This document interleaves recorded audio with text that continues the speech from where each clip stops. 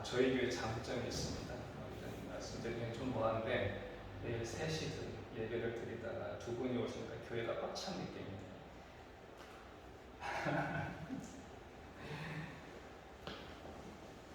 저를 환영합니다. 비록 적은 인원이 모였지만 이 예배에도 우리 성령님이 함께 하실 줄 믿습니다.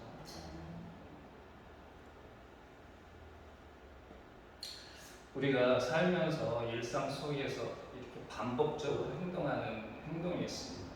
우리가 그런 걸 보통 루틴 혹은 습관이라고 얘기하는데, 이 루틴과 습관은 반복적인 행동을 한다는 의미에서는 공통점이 있지만 약간 차이가 있습니다.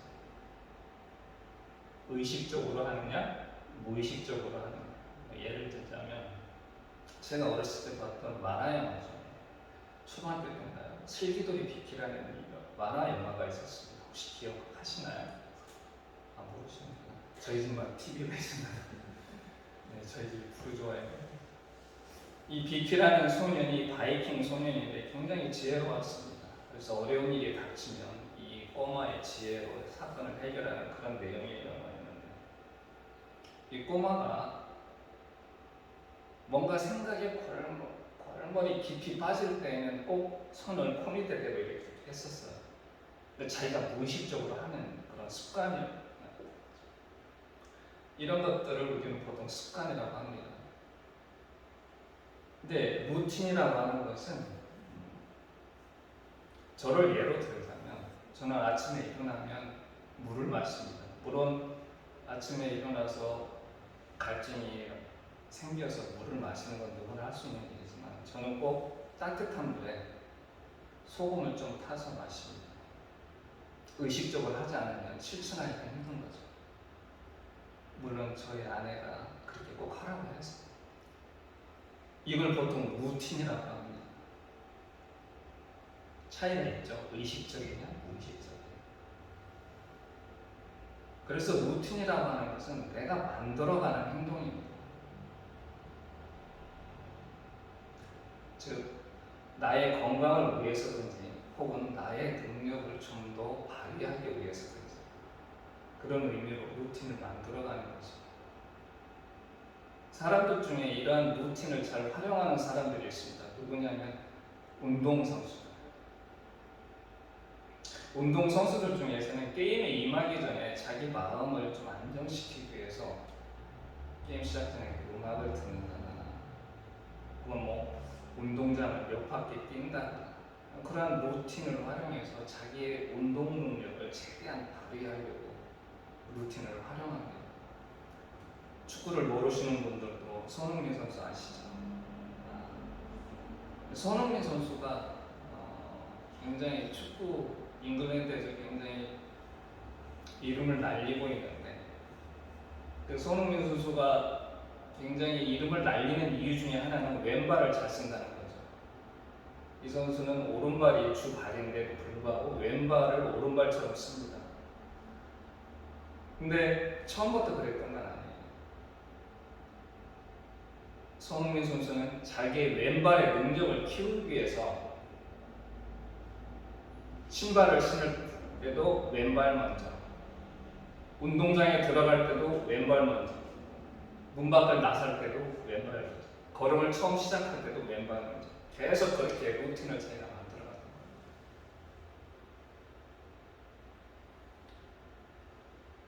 그런데 이러한 루틴을 갖는다는 게 운동선수는 운동선수 자기 어떤 운동하고 관련이 있어서 어떤 데지만 일반인들이 이러한 루틴을 갖는다는 게 쉽진 않아요. 우선 이 루틴을 만드는 게 너무 어렵습니다. 우리는 신앙인이기 때문에 우리 신앙인을 예로 들자면 새해가 되면 다들 계획을 세우죠. 올 한 해는 성경을 일독을 해야 되겠다. 이렇게 거창하게 계획을 세웁니다. 별로 거창하지도 않은 계획인데 실천하다 보면 이게 쉽지가 않구나 그런 생각이 들죠. 근데 어떻습니까? 매번 이번 1년은 새벽에 일어나서 성경을 매일 성경 일과표에 따라서 좀 읽어야 되겠다 이렇게 계획을 세우지만 100명이 그런 계획을 세우면 제가 알기로는 거의 10%도 못하고 중간에 포기를 합니다. 우리나라 속담에 그런 얘기가 있죠. 작심삼일이라고. 루틴을 만드는 게 이런 거 너무 어려워요. 실천 내용을 보면 어려운 내용이 아닌데 그걸 만들어가는 과정이 힘든 겁니다. 근데 어렵게 이런 루틴을 만들었어요. 두 번째는 뭡니까? 이걸 유지하는 거죠. 계속 꾸준히 1년 365일 유지하는 겁니다. 이런 루틴을 얘기할 때 좀 유명한 사람이 있는데 이 사람 책은 안 읽었어도 이 사람 이름은 다 한 번쯤 들어봤을 겁니다. 이마누엘 칸트라고.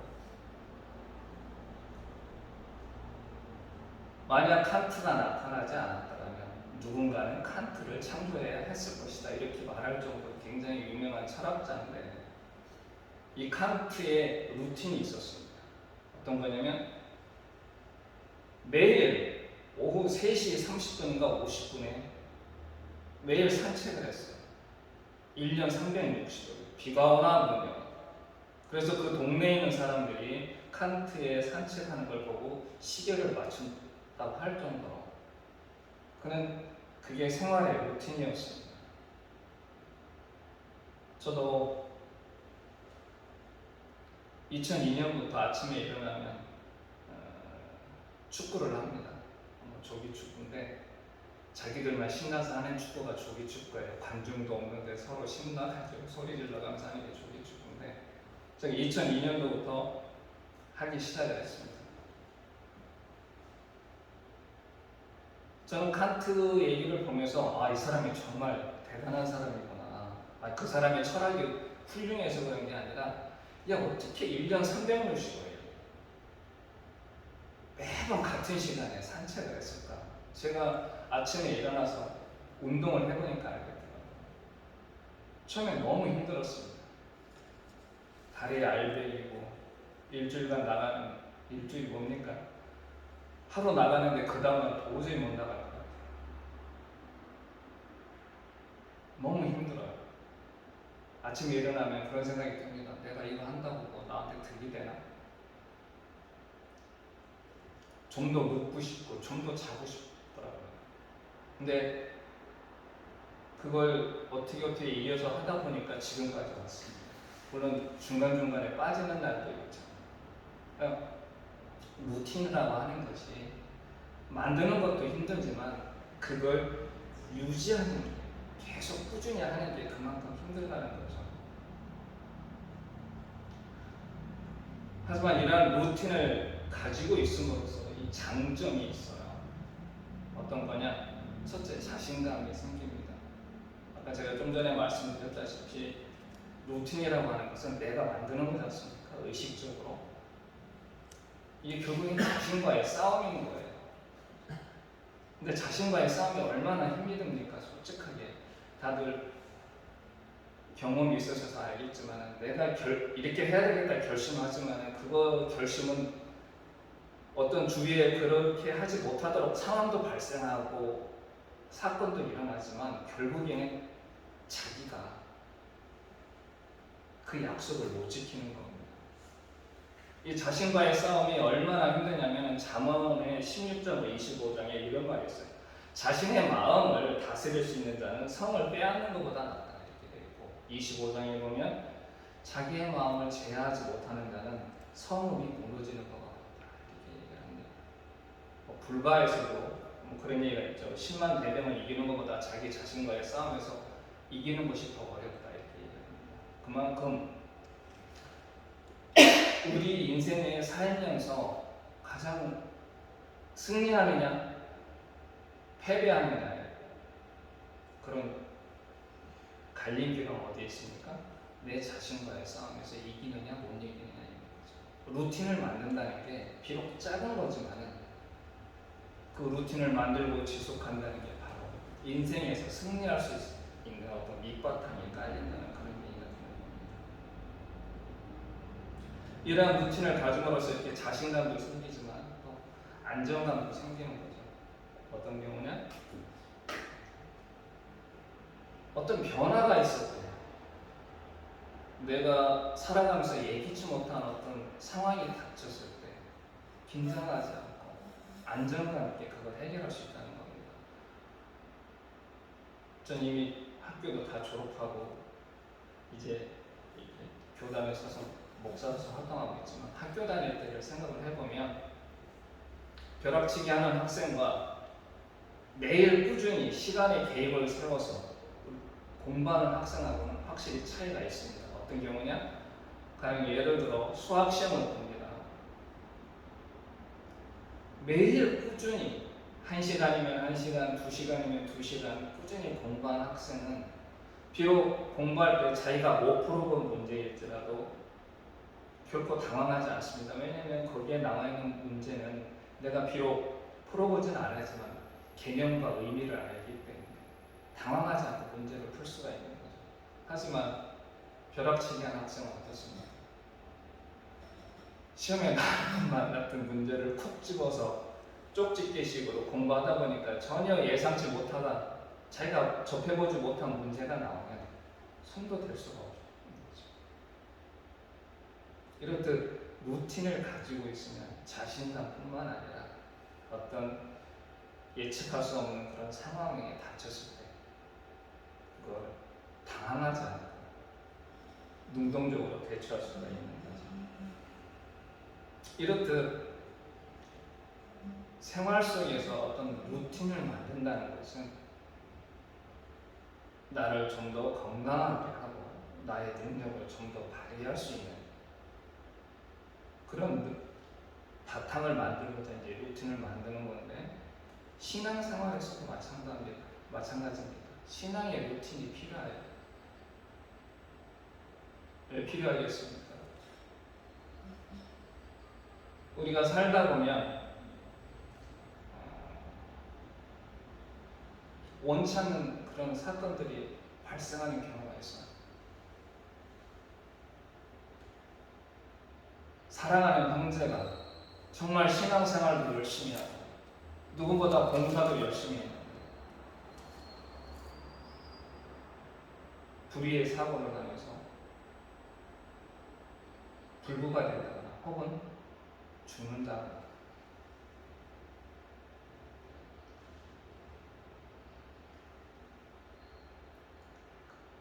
정말 사랑의 하나님, 정의의 하나님, 공의의 하나님이라고 표현을 하는데, 그런 하나님으로서는 도저히 설명할 수 없는 그러한 것들이, 도저히 납득할 수 없는 그러한 일들이 우리한테 발생할 수가 있습니다.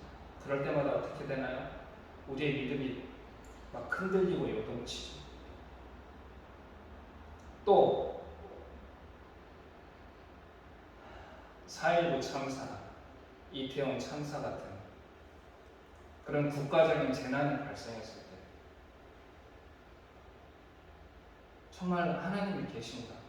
라고 하는 질문을 던지면서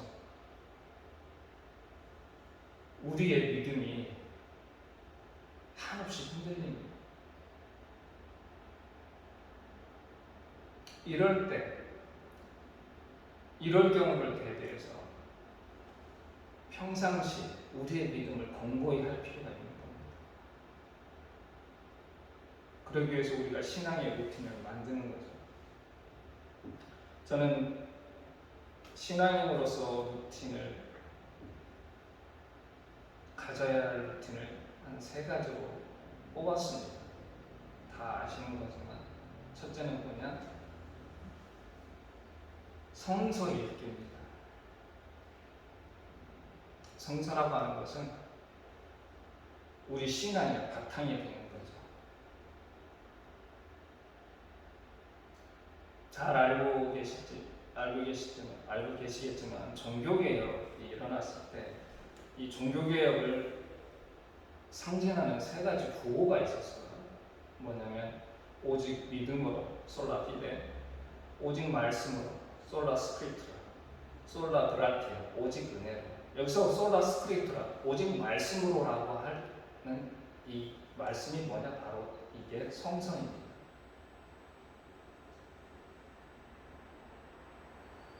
종교개혁이 일어났을 때 성서는 소수 몇 사람만이 독점하는 그런 거였어요. 일반인들은 성서를 읽을 수가 없었어요. 그럴 권한도 없었고.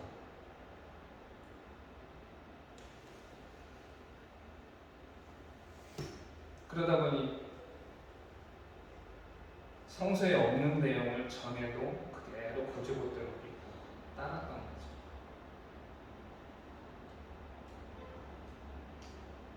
그러다 보니 부정부패가 만연했습니다. 카톨릭이.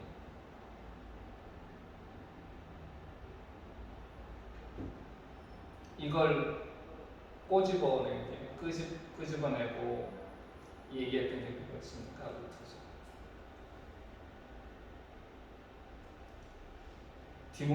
디모데후서 3장 17절에 보면 성서는 하나님의 사람으로 온전하게 하면서 모든 선한 일을 행할 능력을 갖추게 합니다. 이렇게 표현이 되어 있습니다. 즉 성서라고 하는 것은 신앙인으로서 우리가 어떻게 살아가야 되는지, 하나님의 자녀로서 우리가 어떻게 순종하며 살아가야 되는지를 알려주는 신앙의 나침판과 같은 거죠. 아무리 감사가 넘치고 기도를 열심히 해도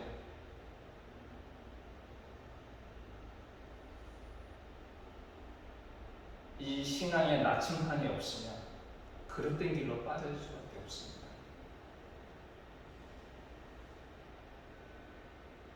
두 번째로는 우리가 성서를 읽어야 될 두 번째 의무는 하나님을 알기 위해서 그런 겁니다. 하나님을 잘 알기 위해서. 여기서 하나님을 안다는 얘기가 하나님은 이런 분이다 저런 분이다 이렇게 규정을 짓자는 얘기가 아니에요. 노자의 도덕경에 나오는 말처럼 도가도 비상도 명가명 비상명과 같이 내가 무한하신 하나님을 유한한 인간의 언어 속에 하나님을 온전히 담을 수가 없는 겁니다. 여기서 하나님을 알자고 제가 드리는 말씀은 하나님의 뜻이 무엇인지 알자는 거예요. 하나님께서 우리한테 바라시고 원하시고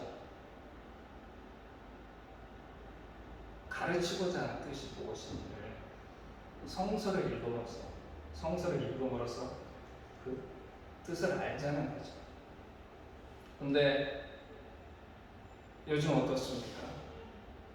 우리는 하나님 아는 일을 지나치게 다른 사람한테 의존을 하고 있어요.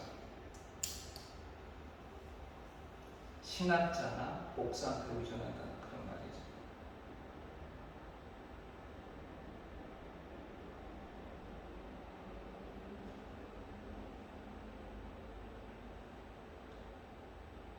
내가 매일 밥을 먹으면서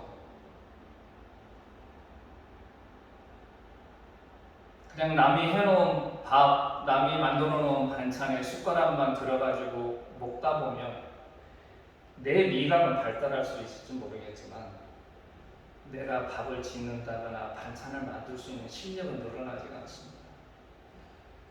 정작 필요할 때는, 내가 배고플 때는 주위에 아무도 나를 위해서 밥 짓고 반찬 만들어줄 사람이 없는데, 돈도 없고 오로지 있는 건 집에 있는 쌀과 김치하고 뭐 몇 가지밖에 없는데 내가 밥도 못 짓고 반찬도 못 만든다?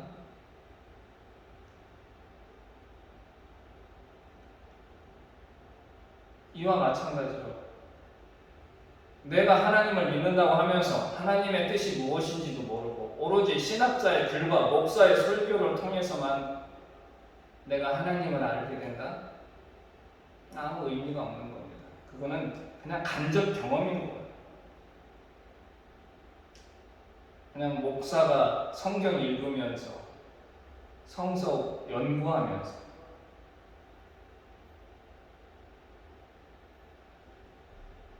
만들어낸 설교를 통해서 접하는 하나님.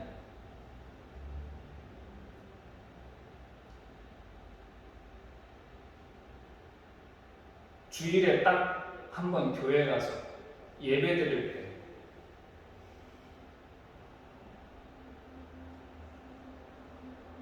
그 본문 한 장도 안 되는 몇 구절의 성서만 읽음으로 해서 과연 제가 하나님을 말씀을 통해서 만나고 하나님을 체험할 수 있겠습니까? 이 얘기는 일반 성도들뿐만이 아니라 제가 경험한 신학생들도 마찬가지예요. 신학 공부하면서 수많은 신학자들의 글 많이 읽습니다.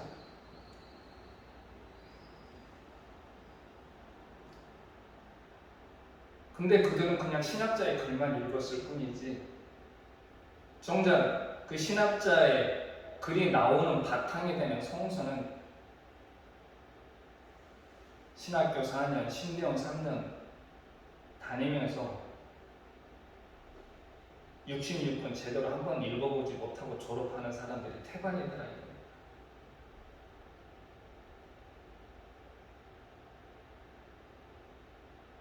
물론 그렇지 않은 목사님들도 계시겠죠. 근데 제가 경험했던 저의 동료 신대원생들의 고백이었어요. 전 문제가 심각한 거죠.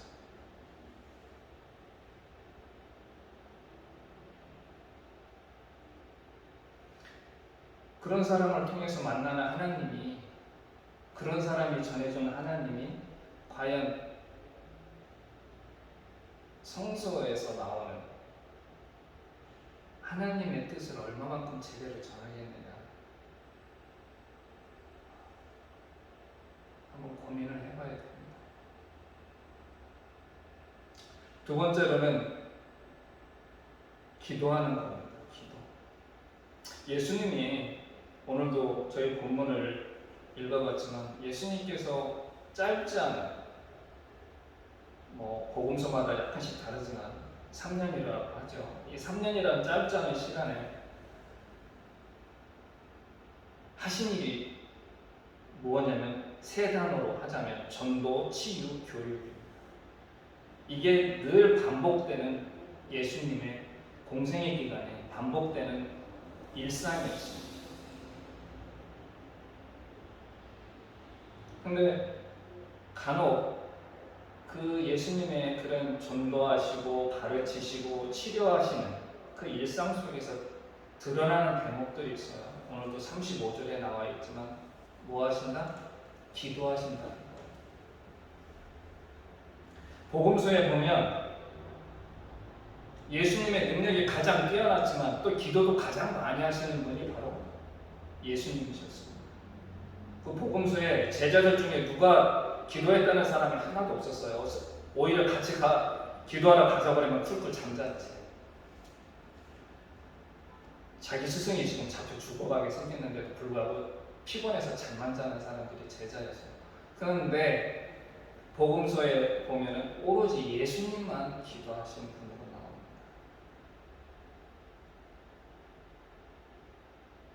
마가복음에도 여기뿐만 아니라 6장에도 나오고 14장에도 나오고, 그러니까 그분의 삶이 그런 공생애 동안에 전도, 치유, 교육의 이런 공생의 삶을 살면서 정말 쉬는 시간도 없었고 밥 먹을 시간도 제대로 없었을 텐데도 불구하고 틈만 나면 홀로 기도하시는 시간을 가졌다는 거죠. 저는 이게 바로 그 공생의 3년을 견딜 수 있는 밑바탕이 되지 않았을까? 그렇게 생각을 합니다. 예수님의 삶에. 그럼 예수께서 왜 이렇게 기도에 열심을 내셨을까?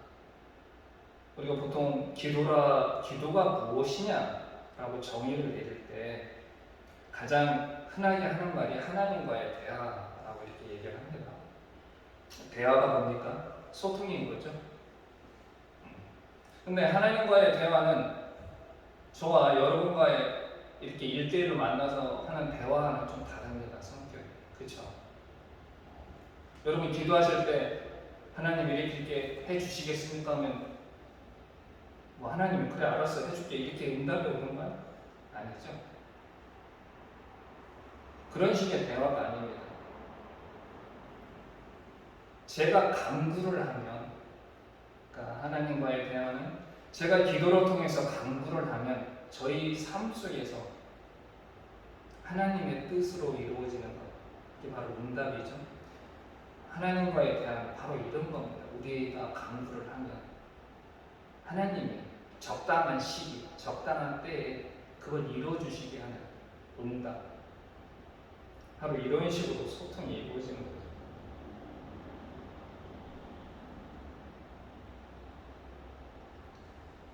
이걸 잘 표현하는 게 어디 있냐면 예수께서 나사로의 무덤 앞에서 기도하는 장면이 있어요. 요한복음 11장에 보면 그때 예수님이 뭐라고 말씀하시냐면 당신의 기도에 늘 응답해 주셔서 감사하다는 표현했습니다. 우리가 복음서를 읽다 보면 예수께서 많은 기도를 하지만 하나님이 곧바로 응답하는 경우는 거의 없습니다. 그렇죠? 그럼에도 불구하고 예수께서는 자신의 기도를 들어주셨다고 감사를 드려요. 즉 우리가 하나님과 이렇게 소통하는 방법은 바로 예수님의 고백에서도 나타나듯이 제가 드리는 간구에 대한 하나님의 응답, 이게 곧 뭐가 되는 겁니까? 하나님 체험이 되는 거죠. 성서를 읽음으로 해서 하나님의 뜻을 알고 제가 기도함으로써 하나님을 체험하게 되는 겁니다. 하나님의 은혜를. 세 번째로는 감사가 생활화됐으면 좋겠습니다. 우리가 보통 어느 때 감사하나요? 기쁘고 축하할 일이 있을 때 감사하죠. 그렇죠? 기쁜 게 어떤 겁니까? 저도 자녀가 둘이 있지만 지금 큰 녀석이 취직을 해가지고 엊그제 서울에 올라갔어요. 그렇게 취직이 됐을 때, 또 내 자녀가 공부를 해서 원하는 대학에 입학을 했을 때 이렇게 기쁘고 축하할 일, 혹은 내가 생일이 돼서, 혹은 누가 생일이 돼서 그럴 경우에 우리는 감사를 합니다. 그렇죠? 근데 성경에 뭐라고 되어 있어요? 잘 아시죠? 데살로니가전서 5장에 보면 16절, 16, 17, 18절에 길지도 않은 거를 16, 17, 18로 나눠놨어요. 항상 기뻐하고 쉬지 말고 기도하고 범사에 감사하라. 이게 뭐다? 하나님의 뜻이라고 되어 있어요. 여기서 중요한 건 감사하는데 범사입니다. 뭐죠? everything, 모든 일. 기쁘고 축하할 일뿐만 아니라 내가 가다가 넘어져서 무릎이 깨져도 감사할 줄 알아야 돼요. 쉽습니까? 그게? 결코 쉬운 일이 아니에요.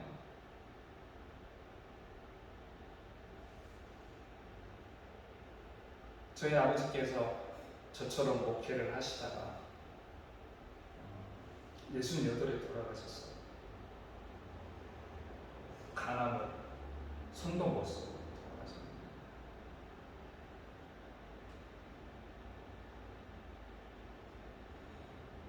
지금도 저는 그 일에 대해서 감사를 하면 이게 감사가 될까? 좀 주저가 됩니다. 쉽지 않죠.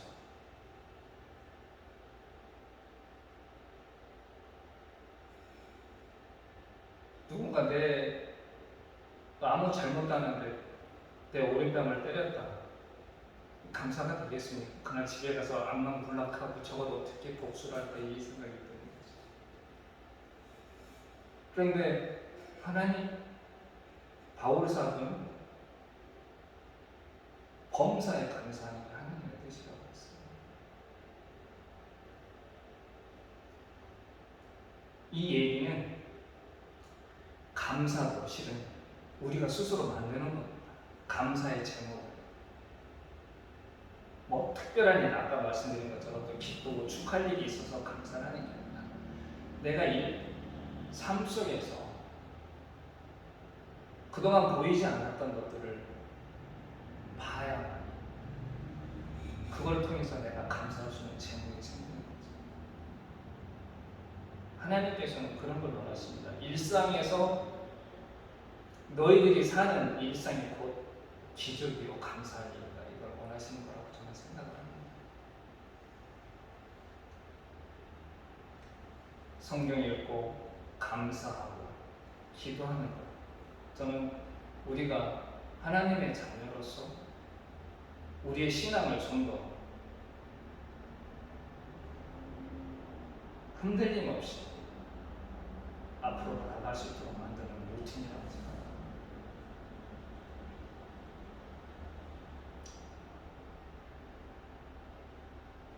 말씀을 맺도록 하겠습니다. 우리가 일반적으로 살면서 요즘 같은 세상에 도움이나 우리의 신앙을 흔드는 일들이 너무나 많죠.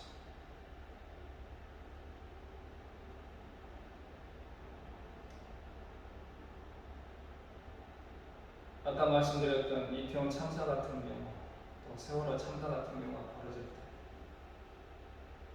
또 개인적으로 저희 아버지와 같이 그렇게 열심히 신앙생활을 하시고 또 목회자로서 삶을 살아가는데도 불구하고 가난의 고통 속에서 돌아가셨습니다. 우리의 믿음은 흔들리기 마련입니다. 그런데 이러한 믿음, 이런 흔들리는 믿음, 우리가 예기치 못한 어떤 상황이 닥쳤을 때 파도 요동치는 파도와 같이 그런 우리 믿음이 흔들릴 때 우리의 믿음을 공고히 할 수 있는 겁니다. 시편 기자가 얘기했던 것처럼 주여로 말씀을 묵상하라. 바울 사도가 말했던 것처럼 쉬지 말고 기도하고 범사에 감사하는 그런 것들이 우리 생활의 루틴이 되었습니다.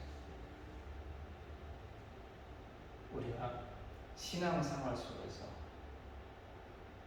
하나님의 뜻에 순종하며 승리자가 되는 길이 아닐까 그런 생각을 합니다. 기도하겠습니다. 하나님 감사합니다. 오늘도 부족한